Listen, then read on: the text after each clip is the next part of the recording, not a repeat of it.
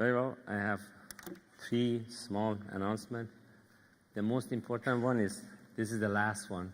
You are going to get some relief after so many sessions. We have VIPs in the room. Volunteers are here. And I want to ask volunteers to make sure that all of them remain here. Please don't go till the end of this session. I really appreciate that. The weightlifting session, unfortunately, yesterday had a snag. Volunteers already have brought everything in. We didn't get a chance to compete. Today, they promised to not bring them in. So please make sure to be here. We all go after the session to bring all the tables and chairs from outside inside. Really appreciate that. And we'll announce the winner at the end. So let me go over few ideas I want to share here, which is basically out of the experience we had, collaborating on something fascinating, learning a lot, growing through it, and share it with everybody here. You know, the bridges by nature, they have 2 sides. One of these sides we talked about a lot. We have seen the best of them here, and we are all proud of them. Last night they came all on the stage. This is the side in Iran. Give them another round of applause. They rock.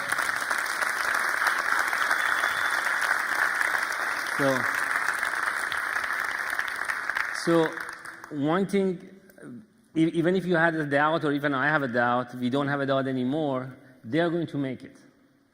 And I'm sorry for you and us that we're not in Iran. They're going to make it with or without us. I have no doubt that the energy, enthusiasm, knowledge, and drive they have, it will make it one way or another. Let's not kid ourselves. They know what they're doing. We just brought them here to show what they're doing. They didn't do it here. They did it back in Iran. So this is already settled. We already praised them for that. We know what they're doing. Let's now focus on the other side of the bridge. There is something else happens here. There is another story. I want to focus on that story. That's the other side of the bridge, which is outside of the Iran.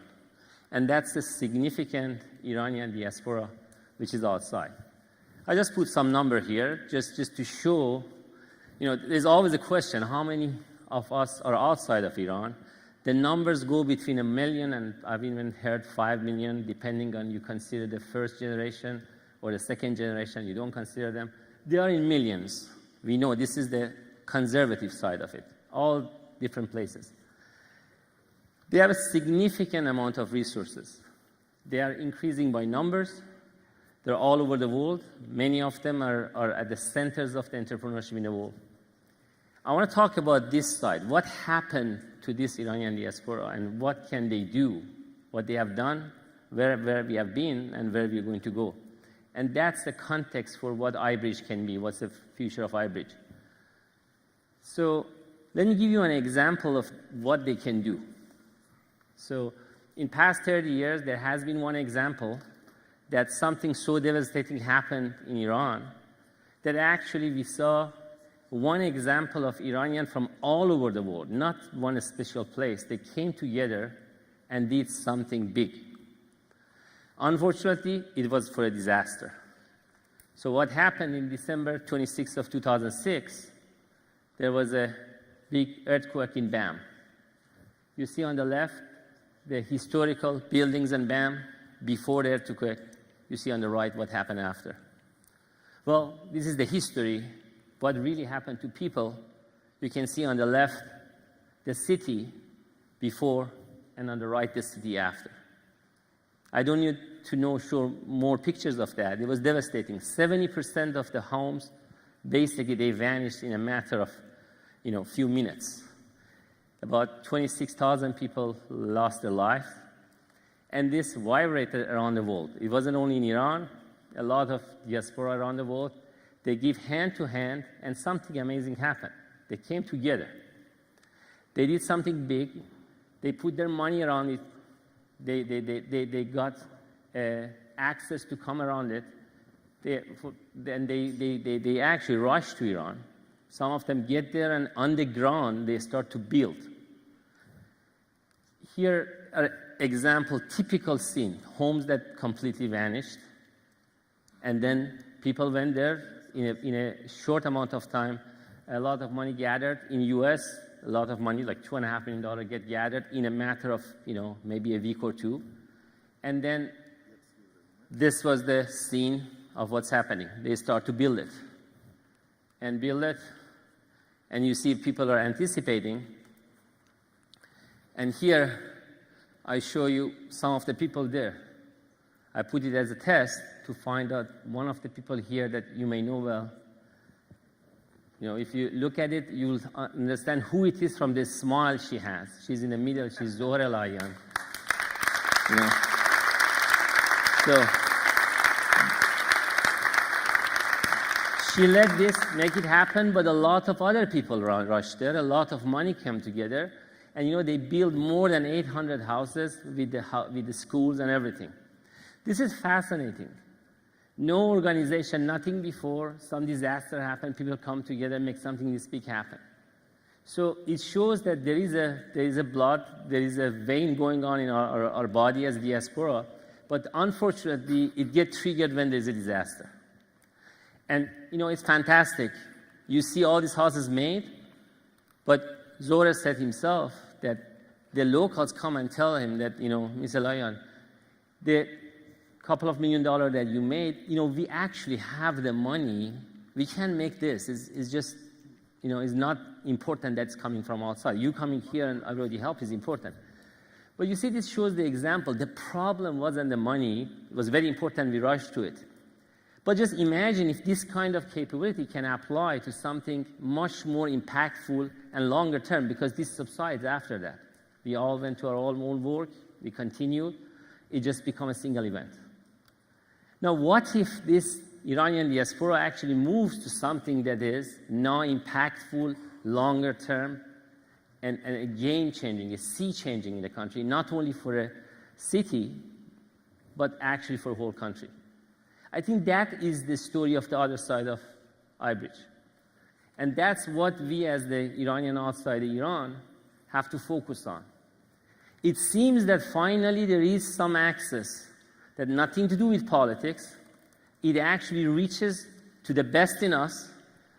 It actually, anybody come and argue that helping the young entrepreneur back in Iran is not a good thing to do, is just very weird. The person saying that start to feel weird himself or herself, it stops. So we found something which is impactful.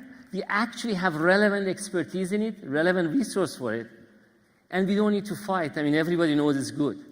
And man, we have to hold on to it. So there's a lot of talk has gone here. The talk all is about money, money. We need investment. If you don't bring investment, it will not happen. I'm sorry to say that. I disagree with it. Money is not a problem. You actually saw the panel before this, they said that. They're doing it without the money. Just imagine if 0.1% of GDP of Iran goes to high tech, it's going to be blossoming. If the problem was money. It's not money problem. Dr. Qasemzadeh actually said it. It's smart money we need. That's the mirror problem. That's what we need. We have education for high tech. We don't have the infrastructure and ecosystem for innovation economy. That's what we have got trained. We are lucky enough to be in an environment that learned that. That's the piece they need. So let's take the money aside. The money doesn't want to go aside. The money is sticky. Yes. Sure. So what do you do? What do you do? So anybody has anything in the locker, in 5 minutes they're going to close it. I'm really sorry, but it seems we don't have control. So the one that have locker or something, you have to take it from locker and come back. Weightlifting is important, so please come back. And I know who you are, so. So, this is the knowledge is what you're after, not the money one. And let's see, what can be done with that. So that's what was the iBRIDGE about. Really, if you just summarize it, it's a global community movement. I want to emphasize this is a community movement. It's not about a single person. It's not about a single location. It's a global thing that's happened. And it's about building bridges. And the goal is very simple, accelerating innovation economy in Iran. So this is really the core center. So whatever we think about the future of iBRIDGE, this is not the one that we want to touch. I think this is the Picasso cow of the concept, the minimum thing that we have to hook onto. So how it happened, it starts very small. It starts from two sides of a bridge. It started in the US, it started in Iran. Few people get bigger. Now you're talking about, this is the 23 countries that you actually have the global team as part of it. This is the team of 260 people. The 260 people of, I don't know, 110 of advisors and 150 of volunteers, they come from these 23 countries. Now, if you look at it, it actually, from 48 countries or so, we had people that came here in person and joined the actual conference. Man, this is amazing view. Did you know that we have this kind of Iranian diaspora around the world, that they come here for innovation economy, for high-tech entrepreneurship? And you know, I have a news for you. Actually, it's much bigger thing. It's just, I cannot count it anymore from where. Because we had 1,100 people joining. We had more than 3,000 people watching more than 9,000 live stream from what happened here. Yeah.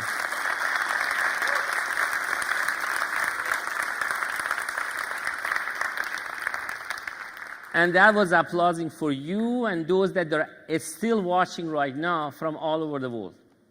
So there is zero doubt that we exist. The Iranian diaspora is actually breathes, is alive, and knows that if there is something of value, it knows how to achieve it, take it forward. Now it becomes precious. Now is not, don't take it easy. Now is at the point that actually something precious happens. Now every single one of us have responsibility to grow it, make it happen. So what I want to share with you is the experience we had. We actually saw a process in happening. We learned through it.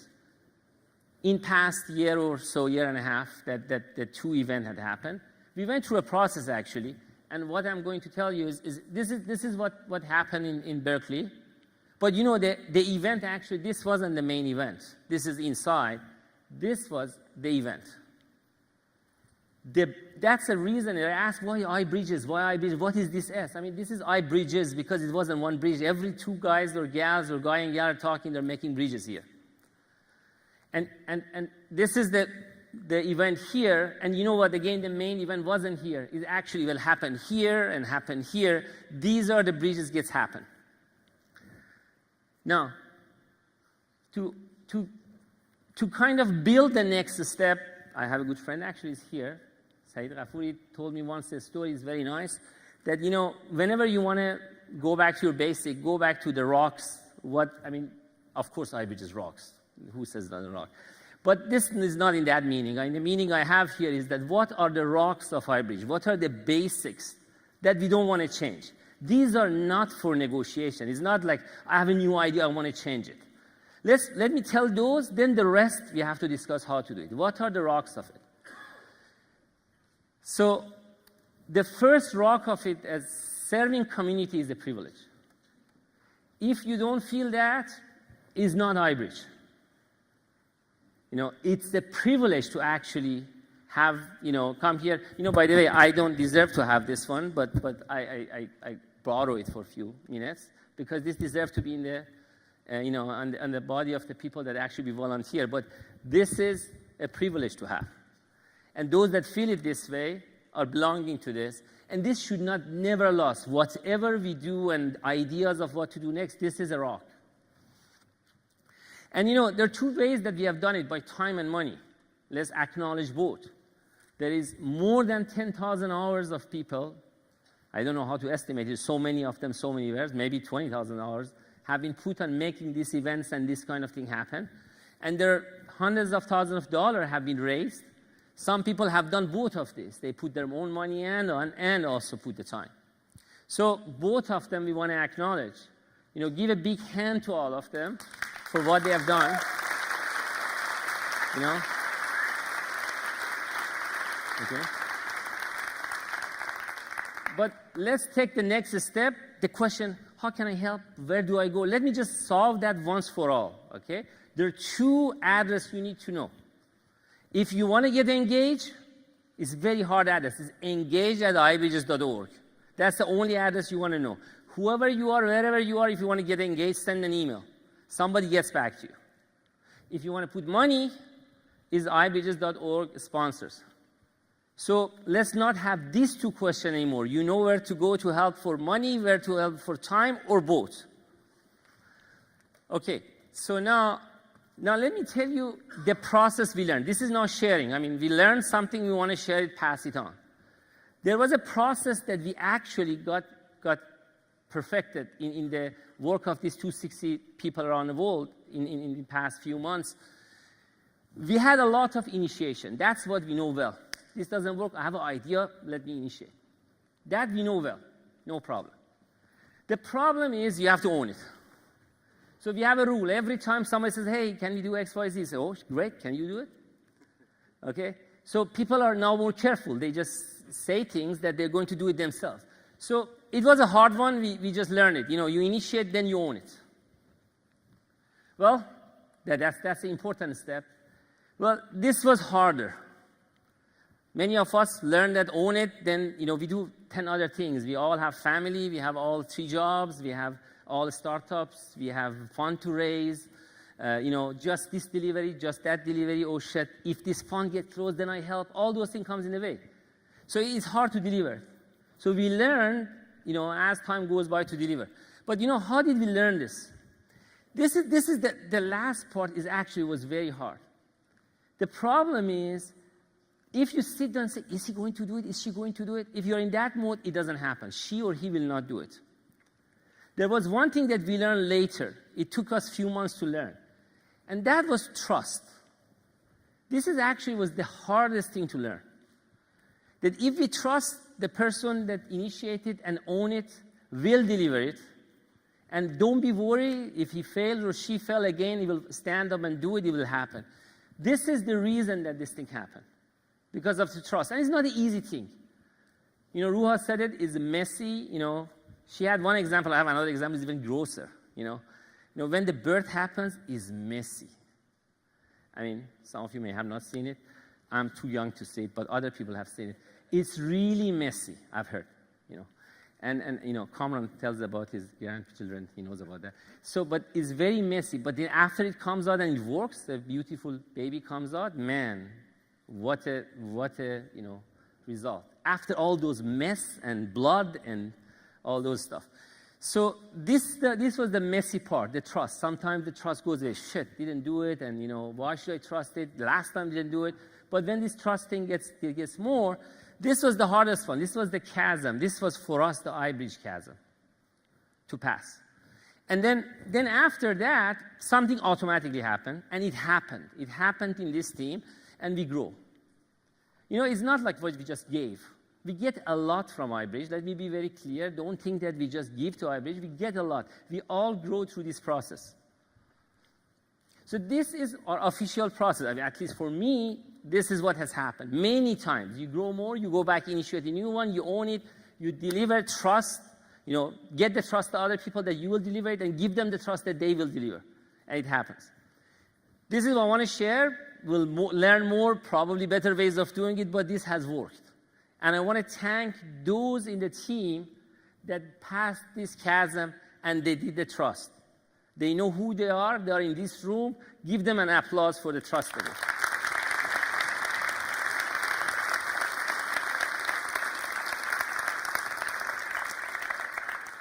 Okay, so, you know, this process is messy. Any messy process needs somehow to be immune. And, you know, there are very different mechanisms of immunity. There is, you know, you go take a medicine. Bad things happen, you're in bad shape, you go take a medicine, then you come back and all those.